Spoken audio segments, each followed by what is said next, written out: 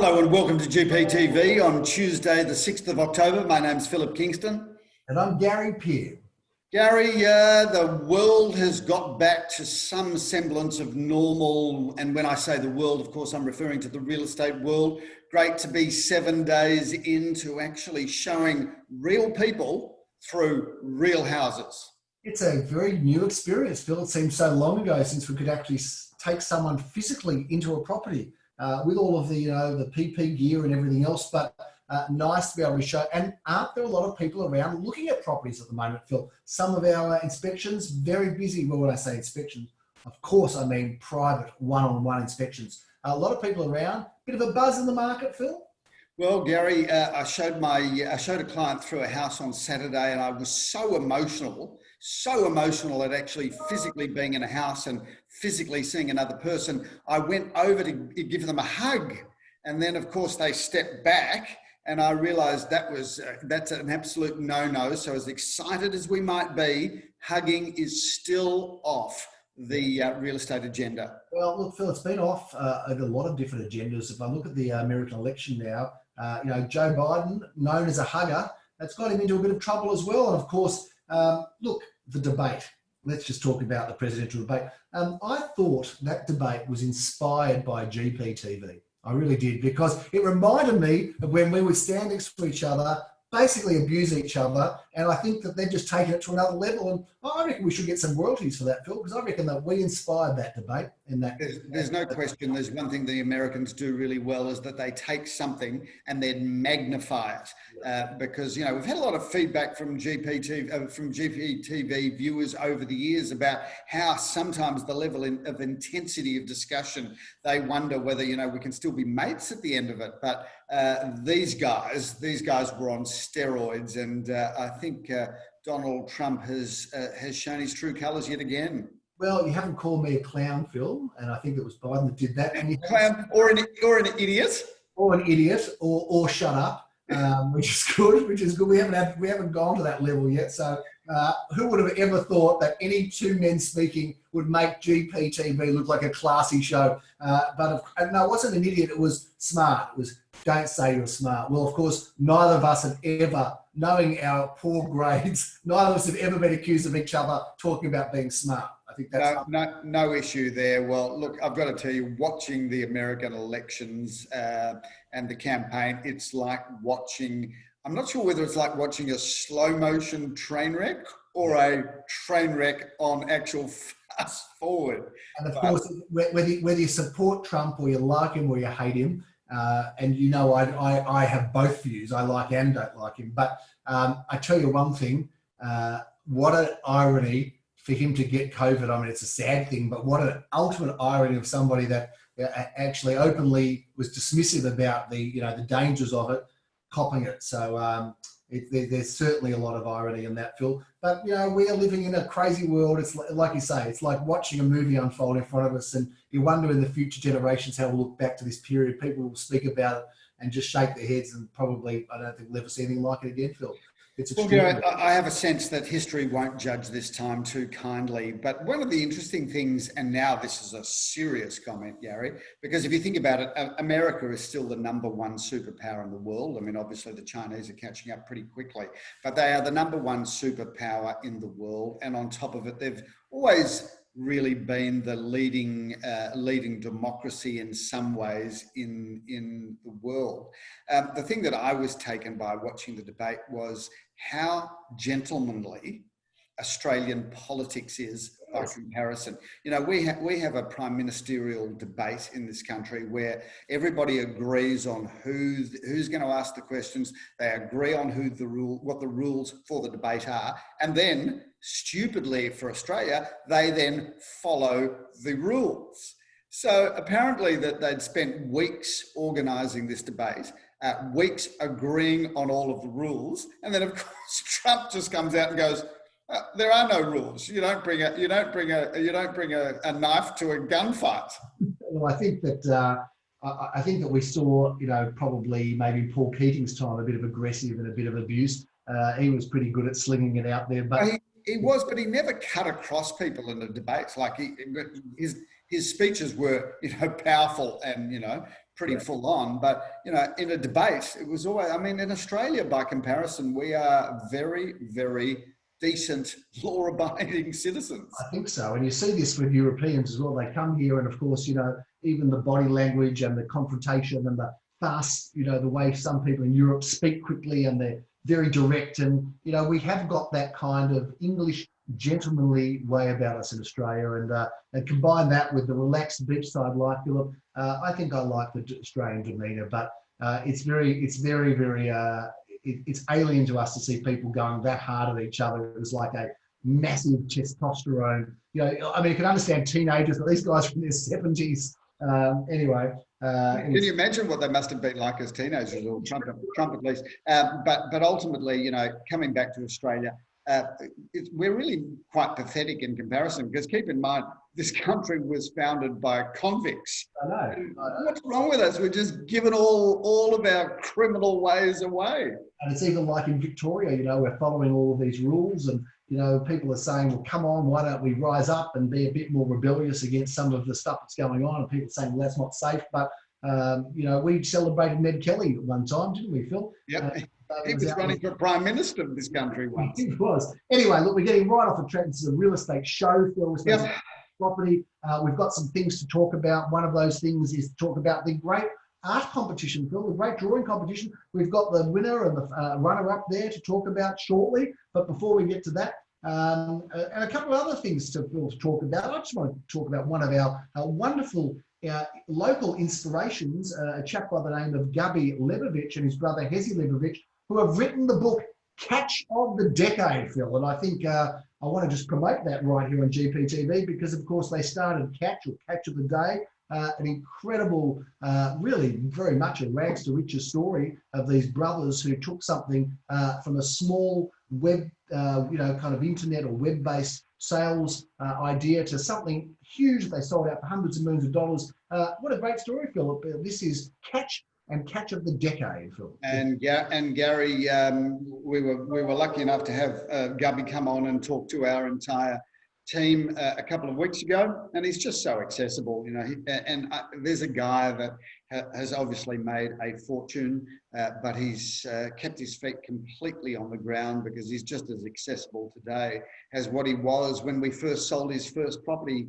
And it only seems, look, it's in the last decade. He's gone from operating his business out of his garage to a business that was so big and powerful that Wesfarmers bought it out for, you know, a huge amount of money. So he is one of the local. He's one of the local internet startup sensations of Australia. In fact, he was one of the first into it. So congratulations again to the Lebovich brothers. And maybe, Phil, given he's so accessible, we can interview him, because we've got some interviews to do on the show. We've been promising the viewers. Let's get him on, Phil, because I'm sure he'll be happy to come on and spruik his... No question. Throw out a few copies signed by him personally. Phil, just getting back to property, I want to talk about a few properties that did sell last week. We've also got a property of the week to promote. And then we've got some other things, including the art competition, a little bit of horsey talk, Phil, and also a little bit of getting the price right, which is important at the moment. Just quickly before we go, Phil, into that sort of stuff, we've sold, of course, a property in Blanche Street in Elsternwick, which was good. 12 to 14 Blanche Street, Philip, sold for $1,250,000. So things are still...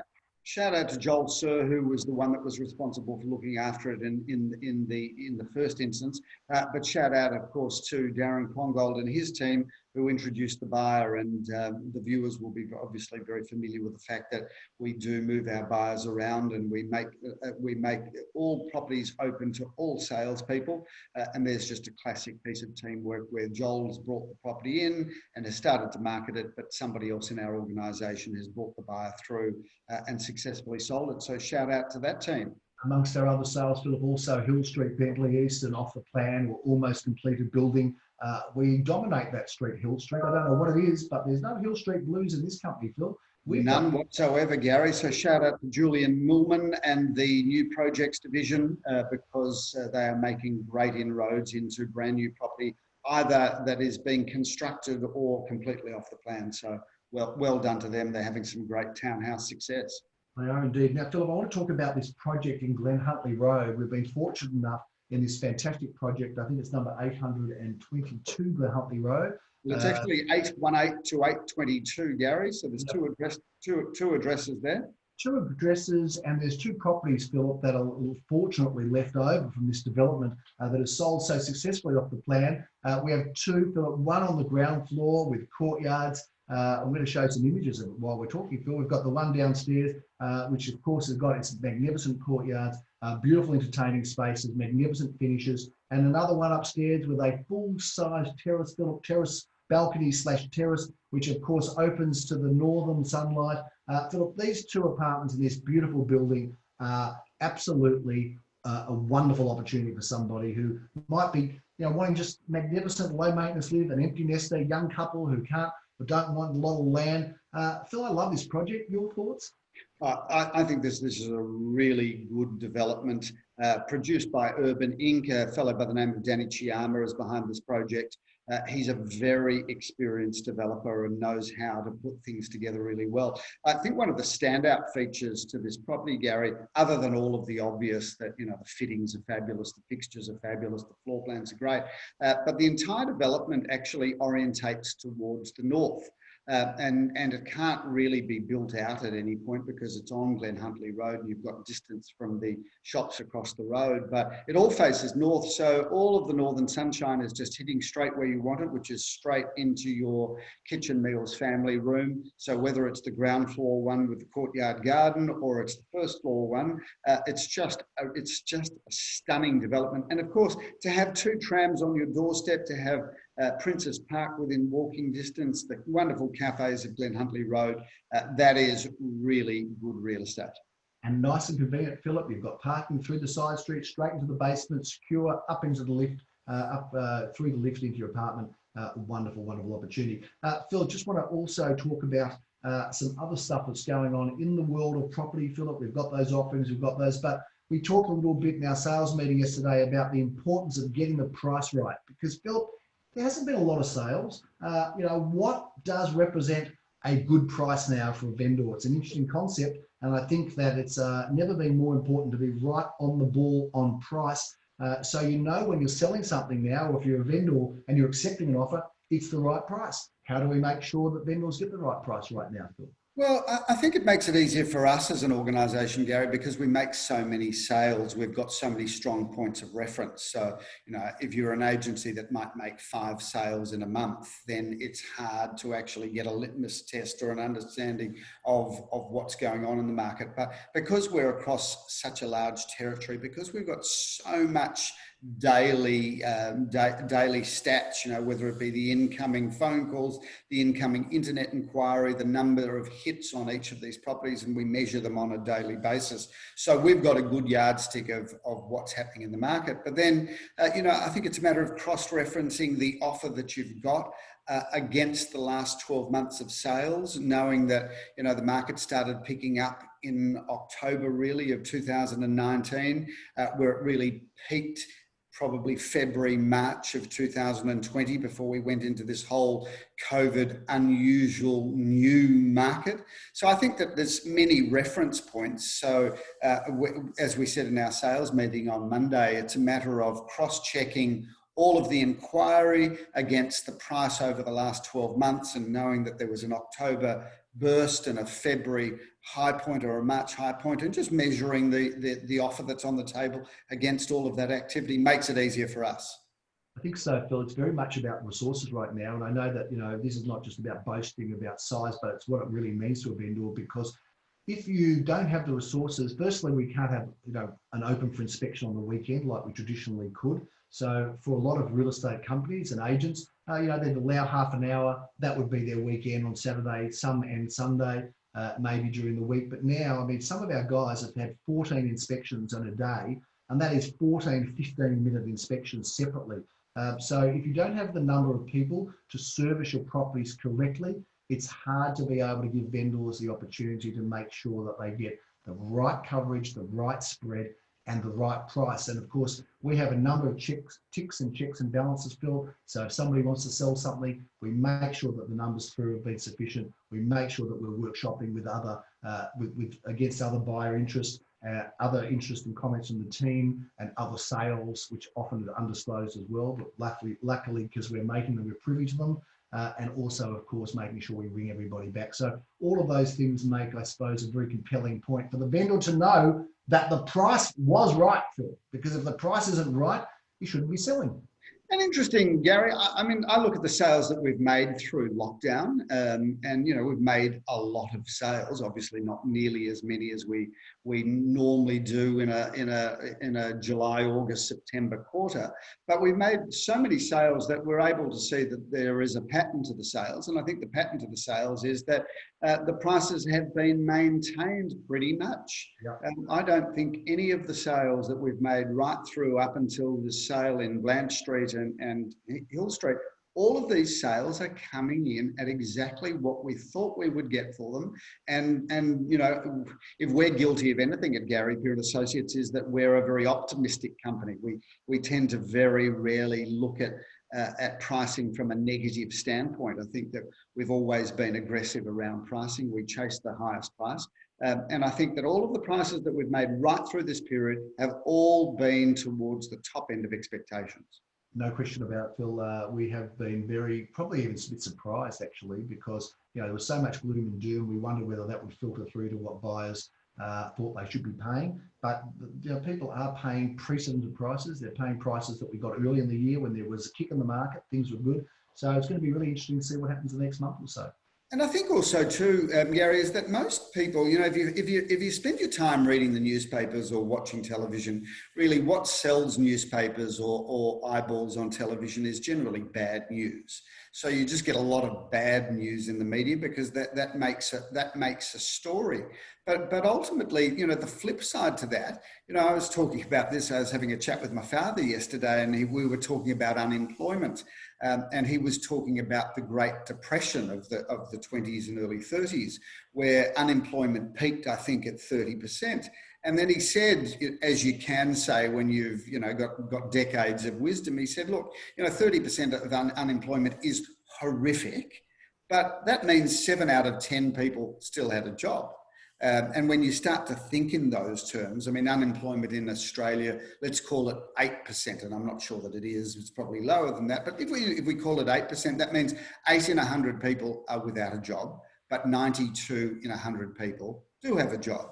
So, you know, with due respect to those people that are suffering from being out of work, one of the things that we know, because we're across so many different buyers, that there's actually a lot of people that have been doing quite well through this pandemic. There's a lot of people that have been working their full hours, business people that are in businesses that have been supplying products that are in demand. So it's not all doom and gloom. There's a lot of people that have done pretty well right through COVID. Well, my nephew, Philip, as you would know, is in the dog food business, selling and manufacturing and selling dog food. And of course, it's been very popular, Phil. You know, he's been busy. He was actually on the news the other night as one of the businesses that have been really busy because a lot of people went out and got themselves a dog. In fact, walking with my darling wife the other day through Chapel Street, there was a pet shop open. You know, so pets are still okay. Dogs have got more freedom, I think, than humans at the moment, in Victoria anyway. And of course, there's plenty of dog food going out there and products. So there were some businesses that are busy, not just the toilet paper manufacturers, Philip, that had that big rush, but plenty of other businesses as well. Phil, let's talk and move on a little bit about, we've got some horsey talk, but I think that was important, that conversation about the prices right. If you're selling right now, make sure the price is right, get the price right.